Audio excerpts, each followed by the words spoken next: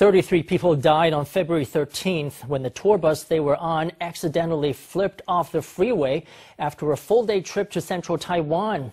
Since the accident, public scrutiny has been focusing on possible problems with the bus's structural integrity and also on driver exhaustion caused by grueling one-day trips.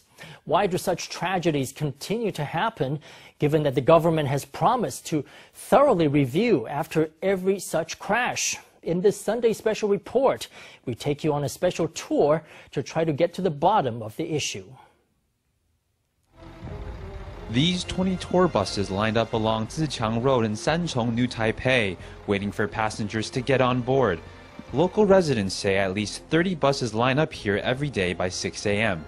The first tourist to arrive today is Mr. Lin, who's bringing his girlfriend to Hsinchu for a big feast.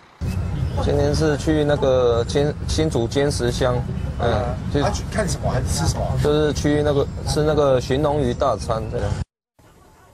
The tourists boarding these buses are all heading out on one-day tours, which tour companies are now offering practically every day thanks to their growing popularity among older Taiwanese.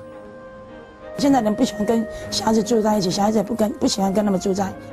Older people these days don't like living with kids. And kids don't want to live with them either, so they join these groups. These older customers are all regulars. They all know one another, and they start chatting as soon as they get on the bus. Look, they can play around, sing karaoke, while away the time, and even meet some new friends.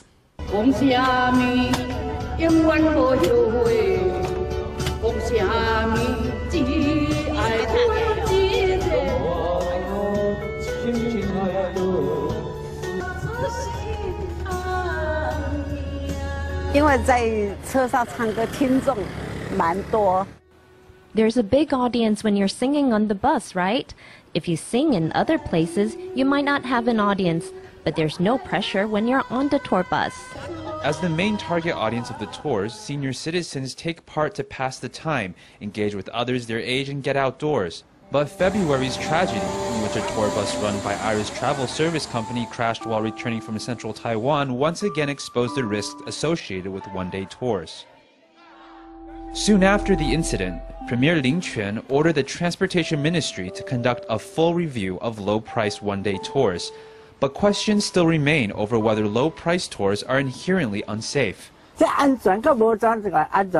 Safety has nothing to do with the price. Just because a bus might be new doesn't mean it won't have a problem, right? Nor is it a given that an old bus will have an issue. The itineraries often don't require paying for tickets to attractions, so the total costs are very low and cover only transportation, food, and insurance. 300 to 500 NT per person can cover it. Researchers find no fault with the cost breakdown provided by domestic tour operators, but with the itineraries as they're designed. They point to the example of February's tragedy, in which the driver on the cherry blossom tour to Wuling Farm drove at least 400 kilometers over more than 12 hours.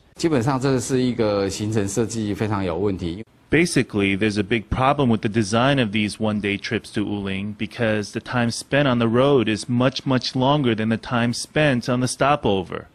That is to say, nearly the whole day trip is spent on the bus, and the consequence of that is that there's tremendous pressure on the driver because he's driving the whole day and doesn't have much time to rest. That can lead to safety issues. There's currently some customers who feel they have 24 hours free when they go on a one-day tour. So the more activities there are, the more money there is to earn. There is, in fact, that kind of thinking.